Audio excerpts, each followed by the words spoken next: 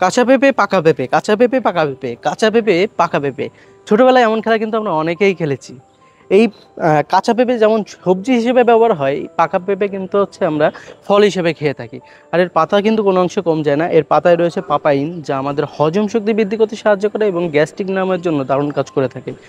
এই পেঁপের পাতা যদি নিয়মিত খাওয়া হয় তাহলে আমাদের যাদের চুলের সমস্যা আছে, চুল পড়ার সমস্যা আছে, বা যাদের হচ্ছে আপনার খুশকির সমস্যা আছে, তাদের কিন্তু এই পেঁপের পাতা অনেক ভালো কাজ করবে। সেই ক্ষেত্রে পেঁপের পাতাটা বেটে আপনি যদি হচ্ছে চুলে দেন, তাহলে কিন্তু আপনার এই সমস্যার জন্য আপনি দারুণ একটা উপকার পাবেন। পেঁপের পাতার রস যদি নিয়মিত খাওয়া হয় তাহলে যাদের হচ্ছে ত্বকের সমস্যা আছে তাদের জন্য এটা ভালো কাজ করবে।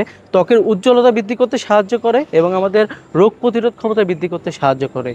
অনেক গুণাগুণ রয়েছে এই পেঁপের পাতায়। এখন কথা হচ্ছে এই পেঁপের পাতা কিভাবে খাওয়া যায়। এই পেঁপের পাতা বিভিন্নভাবে খাওয়া যায়। অনেকে হচ্ছে এটা রস করে খেতে পারেন। পেঁপের পাতা রস করে বেশি দিন খাওয়া লাগবে না, হাফ গ্লাস করে 3 থেকে 4 দিন খেলেই হবে।